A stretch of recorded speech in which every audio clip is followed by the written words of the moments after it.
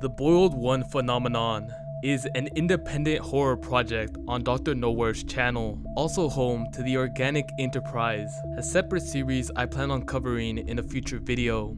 Today, our focus is on their latest release, one centered around an entity that poses a significant threat to those who encounter it. So, let's get into it. At the start, we are shown text that reads, "All following media has been curated with the permission from personnel at Afraida 228. Great care has been taken to keep identities of personnel involved anonymous as they requested." Along with the warning, this video contains elements which are known to cause mild to severe cognitohazardous conditions, including properties that may mentally and physically affect the viewer. Please refer to the following procedures in order to guarantee your safest possible viewing experience. The video is crafted with the intention of informing viewers of an event that took place, and it seems that even watching portions of it can potentially harm one's body and psyche if specific precautions aren't taken. Fortunately, we're about to be let in on these necessary procedures.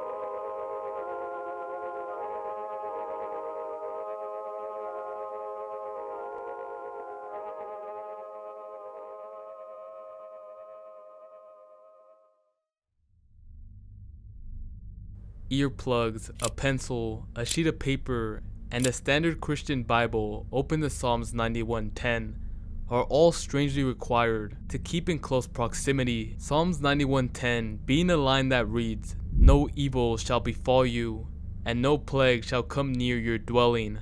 In addition, they mention that if you begin to hear odd sounds that form into words, immediately cover your ears and begin writing the phrase, "I can see this paper. I can see my hand. I can't hear the screaming of thousands. I can't hear the feast. I am a moving, breathing human being on planet Earth," followed by reciting Psalms 91:10 aloud. But as this phrase is displayed, there is a brief overlap of text where we are exposed to another quote. "I can't see this paper. I have no hand. I can hear the laughter of thousands. I can hear the feast. I can't move, nor do I want to." The two are polar opposites, and it looks as if something is attempting to manipulate the viewer. This intro concludes with a short message directing the viewer to call the police in the event of carrying out these procedures, with emphasis on the last sentence. Many appear to lead a normal life afterwards. We're then brought to a title card labeled August 13th, 2003, Tree of Heaven, which welcomes us to a slideshow that gives us some backstory. In the late 1990s, a now classified documentary-based television program would debut for a local station in Pennsylvania. The program revolved around woodland plants and animals and was primarily directed towards children. The star of the show and narrator would talk about the wonders of nature, the dangers of it, how to appreciate it, and most importantly, how to protect yourself from it. Unfortunately, in early 2001, the program would be taken off air due to the host passing away. Then something odd happened. On August 13th, 2003, the 13th episode of the series began a rerun, seemingly out of nowhere. The following audio recording depicts the beginning segments of the episode. Good morning, bushwhackers. Today we're venturing into the heart of the forest to find a plant that's as beautiful as it is deceptive. Poison oak. We all know about it, and here in Pennsylvania it's not as common, but still something to look out for. And here on we aim to uncover all the wonderful secrets that nature has to offer, no matter how minuscule or gigantic. So let's get going, shall we?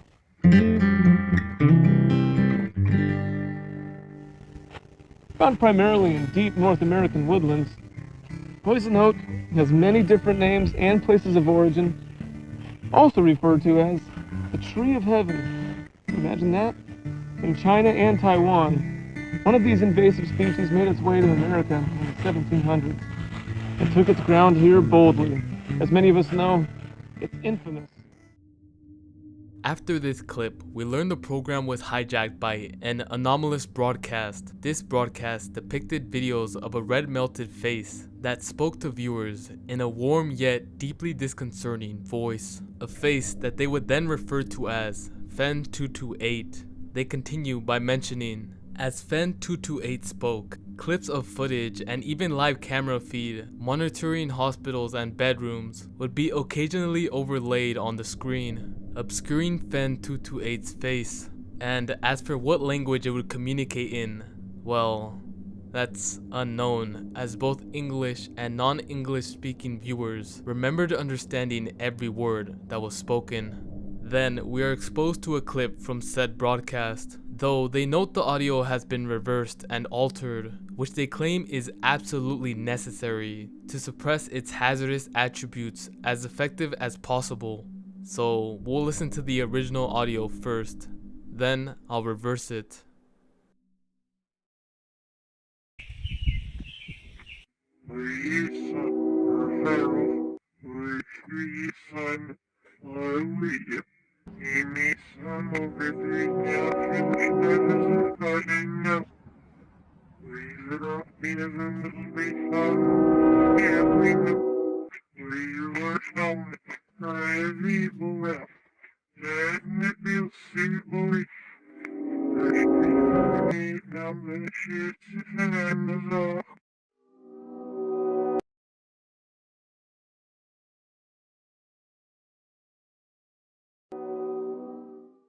Cause a manifestation of my being in the future. You will be asleep in bed. I will be there and watch over you. When you wake, I will not be able to move any part of you. When the doctors eventually find you, they will not see me, but you will, and I'll see you too. Forever, I'll see you.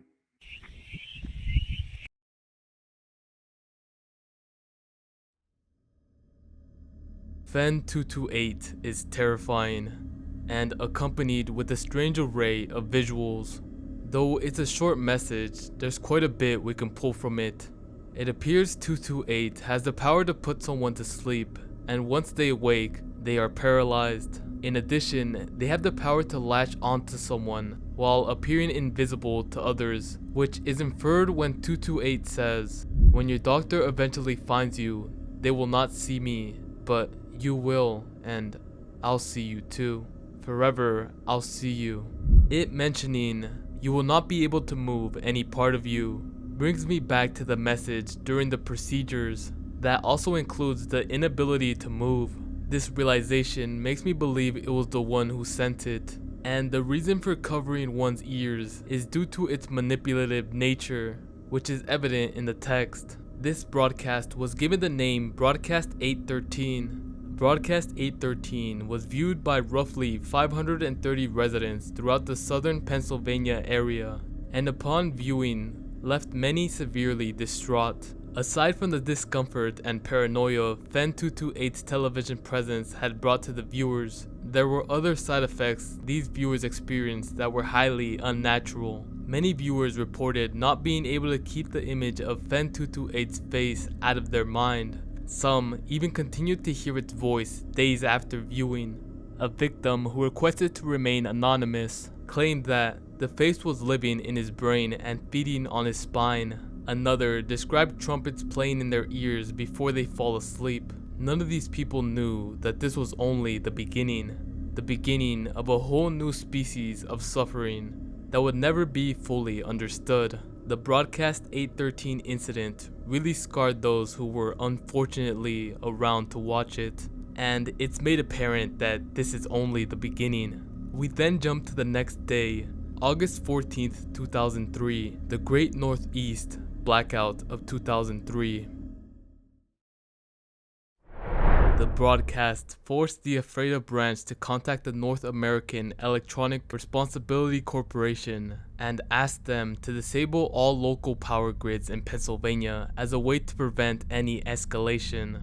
The outage spread to parts of New York, New Jersey, Ohio, and even Canada, which ultimately led to the famous Great Northeast Blackout of 2003 and left almost 50 million people without power for days. During the confusion caused by the outage, all traces of Broadcast 813 were collected by the Ephrata branch and seemingly wiped from existence, including news articles in the works from the morning after the broadcast, internet posts, recordings, and more. They covered up the whole thing and claimed that the power outage was due to human error and results of trees falling somewhere in Cleveland, Ohio. However, this was proven to be no use, as indicated by the following statement, but the damage had been done.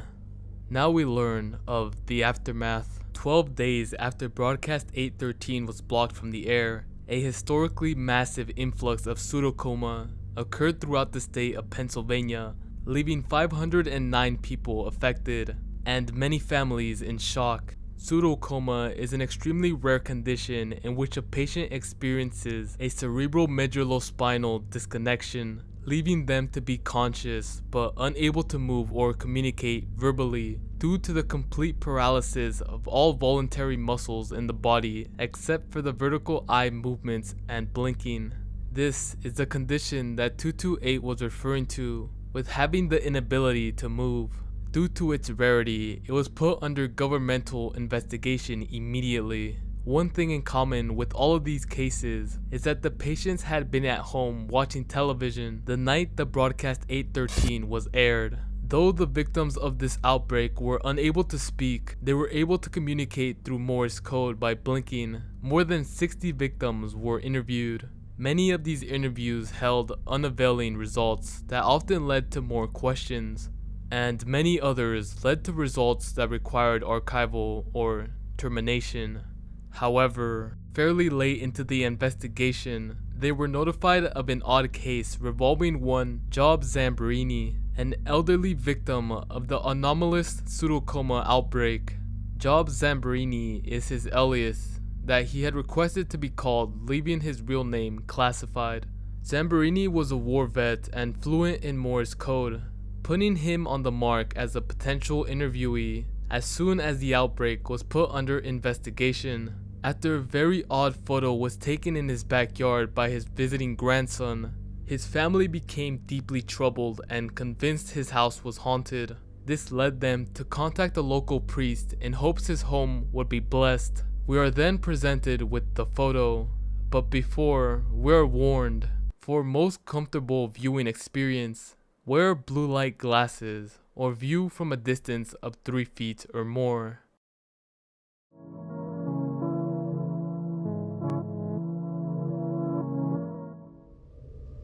Now, the text makes note that this is a toy house in the backyard, but regardless, Fen 228 stands tall in length.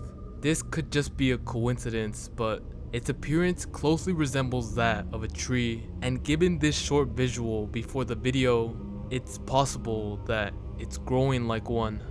Zamborini claimed that something horrible and unholy was with him, and would hurt him and possibly others if he described it and what it was telling him. This means 228 is continually conversing with him. We are then exposed to an interview from the Ephrata branch between Officer T. Gomez and Job Zamborini. As mentioned prior, Zamborini can't speak and instead uses his eyes to communicate with Morse code.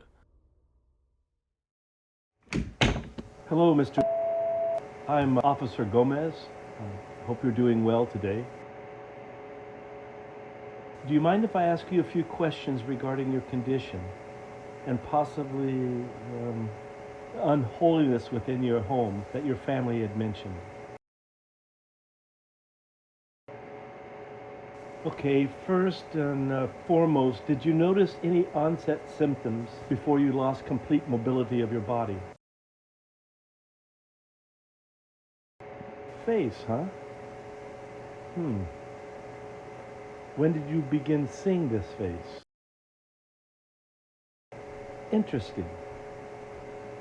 Many of the people who have seen the broadcast that you saw on August the 13th described having vivid and upsetting hallucinations. Do you think this is something your brain has created? Can you please describe this face to me?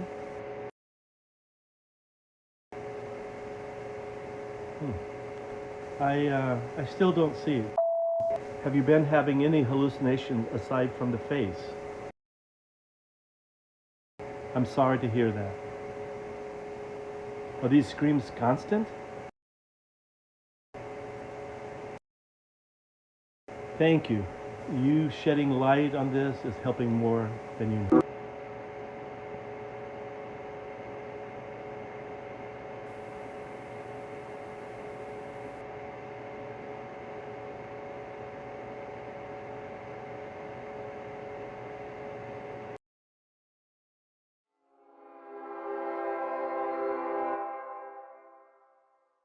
Listen closely. Do you hear it? You will hear the laughter of thousands as the sky opens up.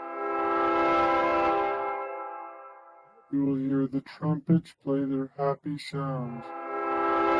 The streaming blood of life will pour down onto us all. Together, we will be still. Together, a feast fit for a king. Together, melded by love and purest connection. Be still.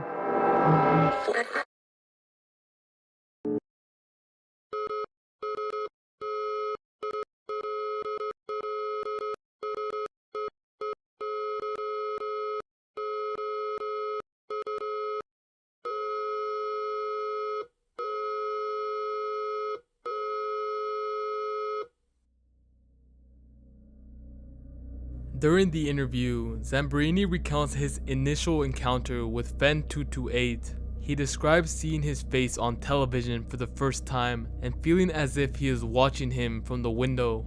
Furthermore, Zamborini mentions the sounds of people screaming and trumpets playing before bedtime. The tension escalates as the translation sequence reveals another layer of red text attributed to 228. The code is translated to "nobody but me and you."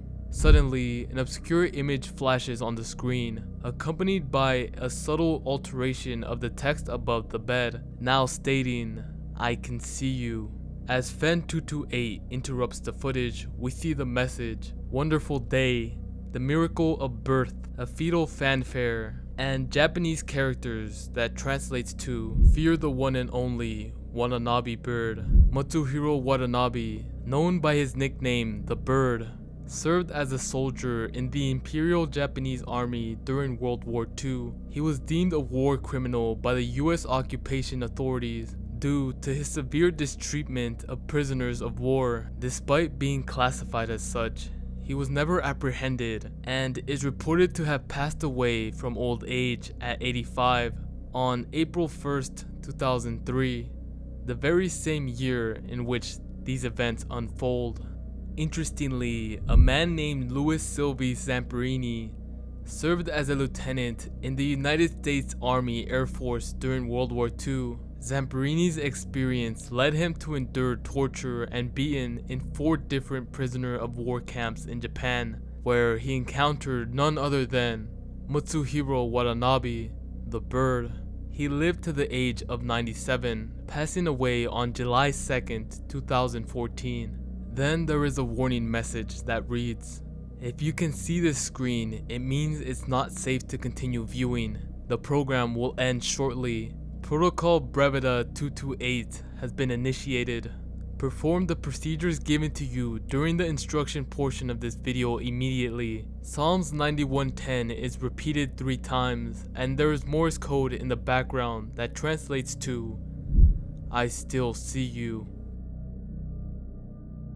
The Broadcast 813 incident marks just the beginning of the horrors that FEN 228 is set to unleash, and it's difficult to envision a scenario where the Afraid branch or any other force can put a stop to it. If you enjoyed this project, I recommend checking out their content and supporting them. Also, if you like videos like this one, I would appreciate if you subscribe to the channel and let me know your thoughts in the comments. Take care, and I'll see you in the next one.